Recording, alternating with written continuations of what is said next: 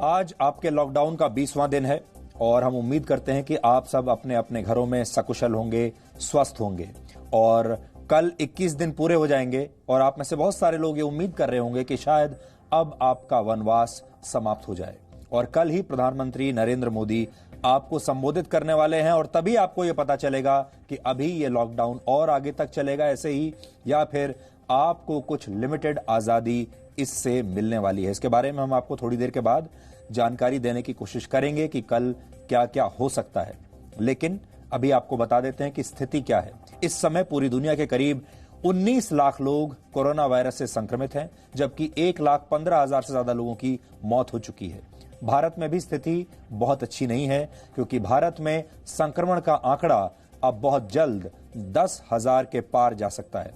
कुल मिलाकर भारत समेत पूरी दुनिया के लिए अब भी आने वाले कई महीने संकट से भरे होंगे।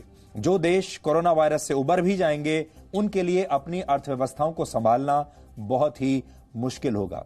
लेकिन पूरी दुनिया इस समय बंद पड़ी है, पूरी दुनिया इस समय लॉकडाउन में है। आप जैसे इस समय दुनिया में करीब 400 करोड़ लोग हैं पूरी दुनिया में जो इस समय लॉकडाउन में हैं। लेकिन एक देश ऐसा है जो लॉकडाउन में नहीं है, जो पूरी तरह से लॉकडाउन से बाहर आ चुका है, जो अनलॉक हो चुका है। उस देश का नाम है चीन। इसलिए इस बात को समझिए कि पूरी दुनिया की फैक्ट्रियां, बाजार, दफ्तर सब बंद पड़े हैं, लेकिन एक देश ऐसा है जहां सब कुछ चालू है, जहां सब कुछ पहले जैसा है, और वो है चीन। और चीन इस स्थिति का पूरा फायदा उठाने की कोशिश कर रहा है।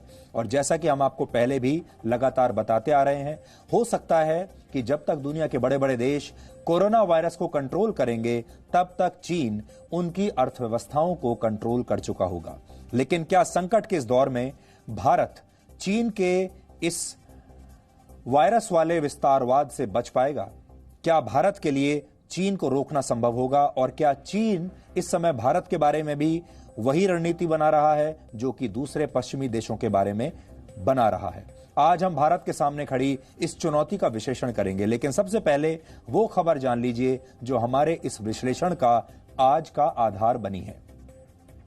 एक भारत में बहुत बड़ी कंपनी है HDFC, आपने इसका नाम तो सुना ही होगा। HDFC लिमिटेड यानी housing development finance corporation limited Bharat के सबसे बड़े कर्जदाताओं में से एक है।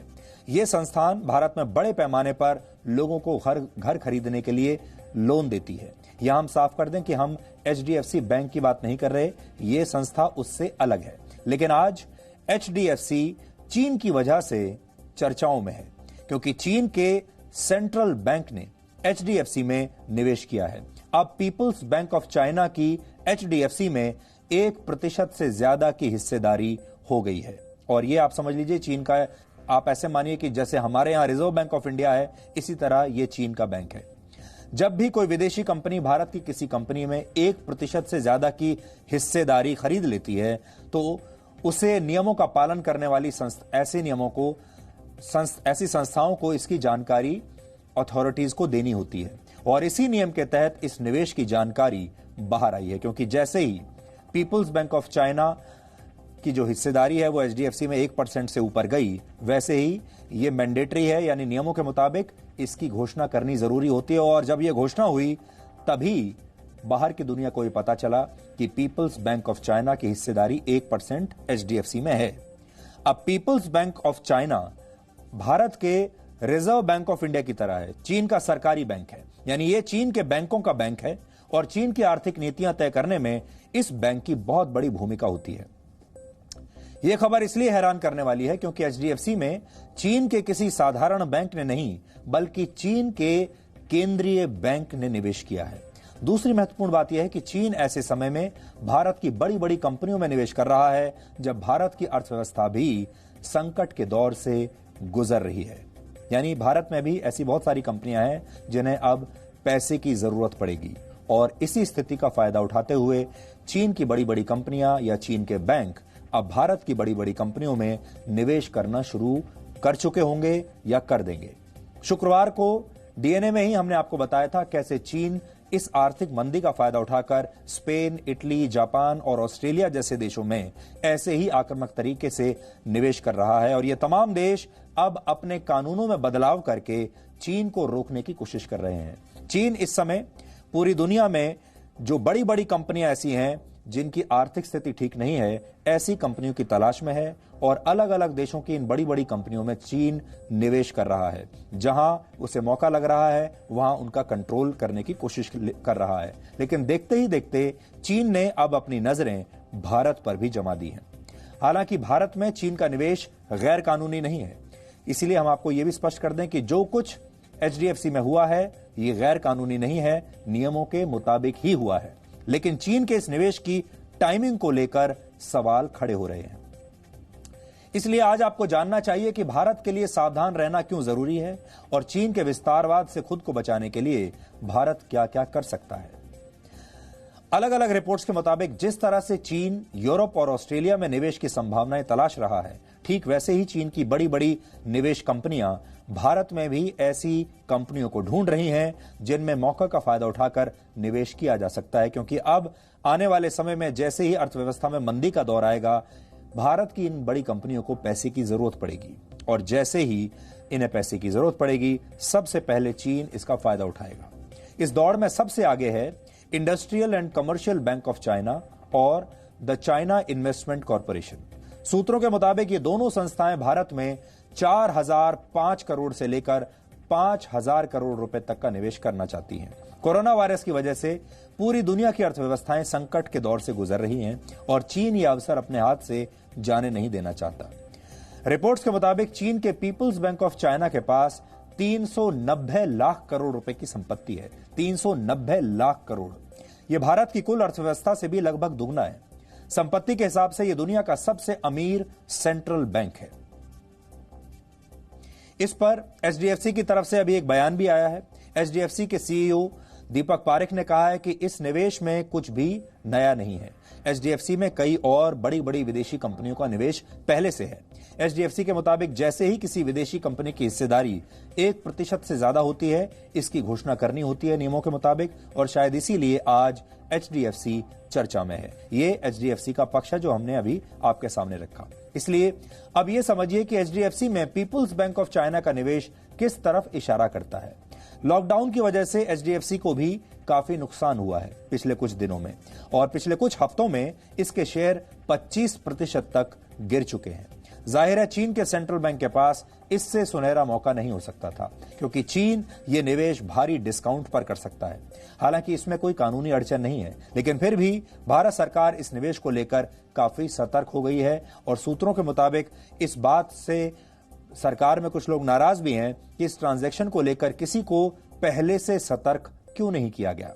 दुनिया की दूसरी सबसे बड़ी अर्थव्यवस्था चीन के सबसे बड़े बैंक द्वारा भारत के सबसे बड़े कर्जदाता बैंक में हिस्सेदारी लेना, कर्जदाता संस्था में, वित्तीय संस्था में हिस्सेदारी लेना, भले ही बाजार के नियमों का उल्लंघन ना हो, लेकिन इसने खतरे की घंटी तो बजा ही दी है।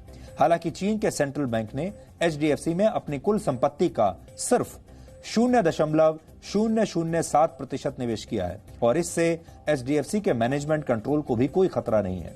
लेकिन इस निवेश ने भारतीय बाजार को कुछ हद तक चिंता में डाल दिया है। इस निवेश के बावजूद HDFC के शेयर आज 3% तक गिर गए। यानी बाजार को चीन का यह आक्रामक रवैया शायद पसंद नहीं आया और अब चीन की इस विस्तारवाद वाली नीति को देखते हुए भारत को भी अपने किले मजबूत करने होंगे।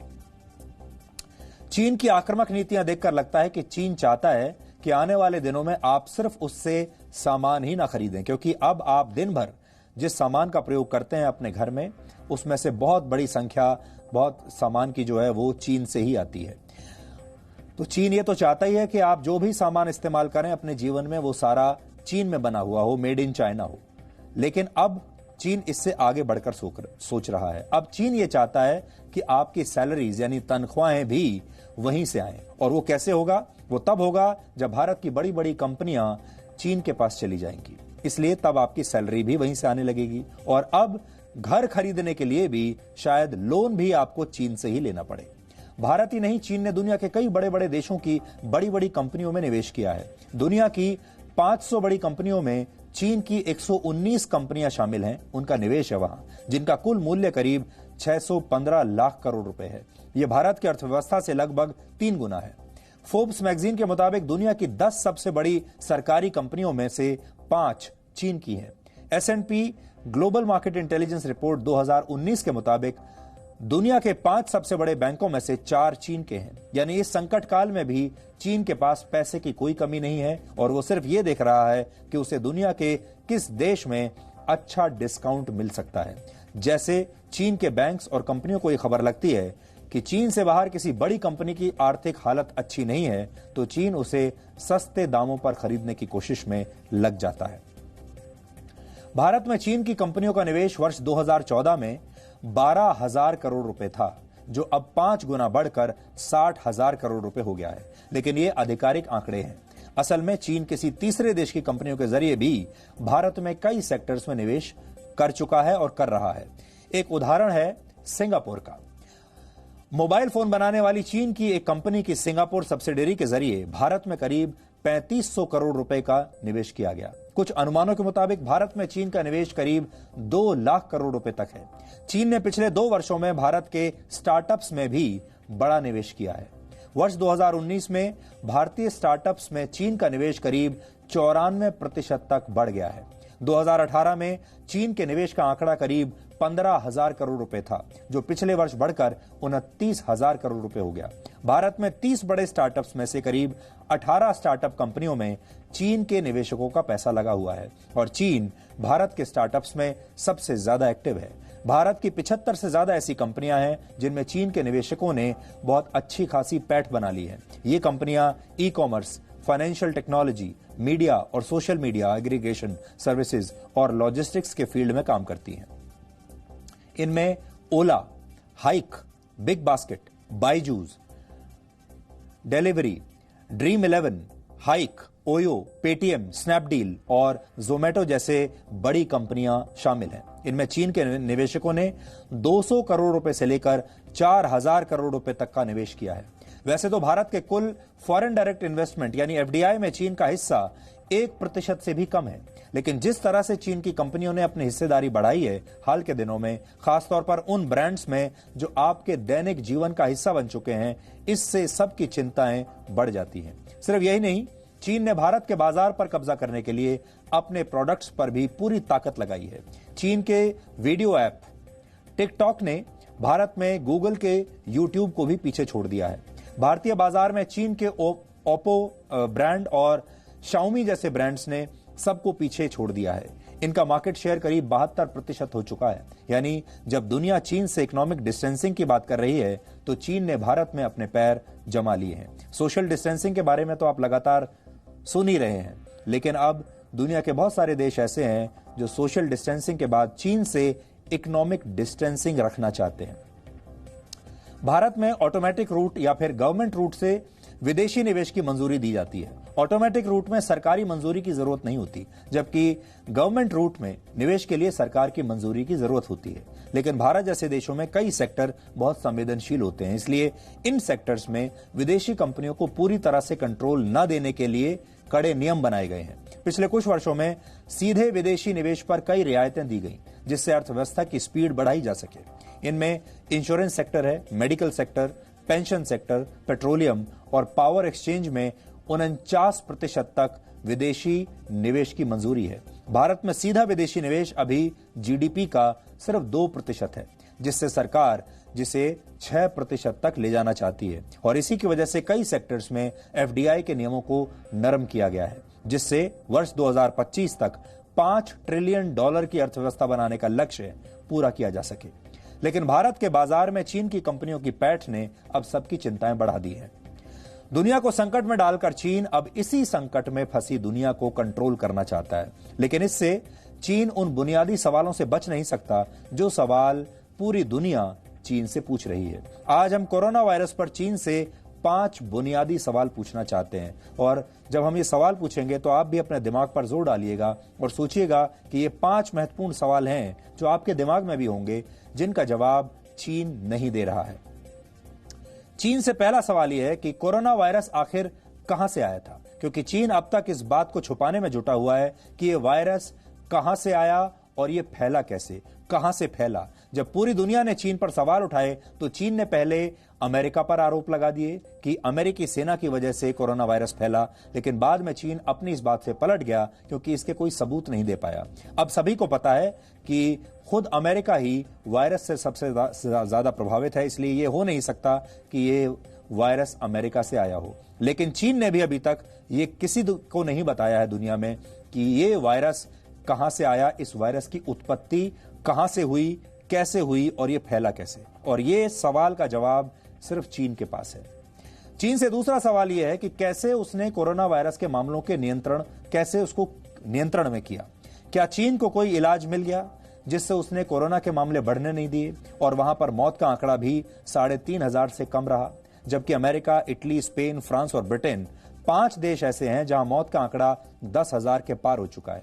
ऐसा कैसे है कि न्यूयॉर्क में इतनी बड़ी संख्या में लोग मर रहे हैं, लेकिन वुहान, जिसकी पॉपुलेशन न्यूयॉर्क के बराबर ही है, वहां पर चीन ने इस वायरस को कंट्रोल कर लिया। चीन का कहना है कि उसने कोरोना वायरस के 90% मरीज ठीक कर लिए। लेकिन सवाल यह है कैसे। चीन से तीसरा सवाल है कि कोरोना वायरस पर उसकी रिसर्च का क्या हुआ। वायरस का पहला मामला दिसंबर 2019 में आया था। दिसंबर से लेकर अब तक करीब 4 महीने हो चुके। चीन ने वायरस के बारे में पूरी स्पष्टता के साथ दुनिया को कुछ नहीं बताया है। चीन ने वायरस को लेकर अपने यहां रिसर्च पेपर पर कड़ी निगरानी लगा दी है। अब जो भी रिसर्च हो रही है उसे चीन के अधिकारियों की मंजूरी के बाद ही दुनिया के सामने लाया जा सकता है। यानी चीन ना तो रिसर्च के बारे में कुछ बता रहा है, ना ये बता रहा है कि उसने इस कोरोना वायरस को कंट्रोल कैसे किया, ना चीन पूरी दुनिया को यह बता रहा है कि इसकी दवाई क्या है। क्योंकि अगर चीन ने इतने अच्छे तरीके से वुहान में इसे कंट्रोल किया है 100 दिनों के अंदर, तो चीन को ये जो फॉर्मूला है पूरी दुनिया के साथ शेयर करना चाहिए, जो उसने नहीं किया। चीन से चौथा सवाल यह कि चीन ने कोरोना वायरस के बारे में गहराई से पता लगाने के लिए अंतर्राष्ट्रीय विशेषज्ञों को अपने यहां आने की अनुमति क्यों नहीं दी। क्यों नहीं कहा कि चीन आकर अंतर्राष्ट्रीय विशेषज्ञ वायरस के बारे में अध्ययन करें। अमेरिका ने चीन को ऑफर किया था कि वो विशेषज्ञ भेजने के लिए तैयार है, लेकिन चीन ने इनकार कर दिया। विश्व स्वास्थ्य संगठन की टीम वुहान जरूर गई थी, लेकिन किसी को नहीं पता कि वुहान से उन्हें क्या जानकारियां मिली। वैसे भी वर्ल्ड हेल्थ ऑर्गेनाइजेशन और चीन की मिलीभगत के आरोप अब पूरी दुनिया में लग रहे हैं।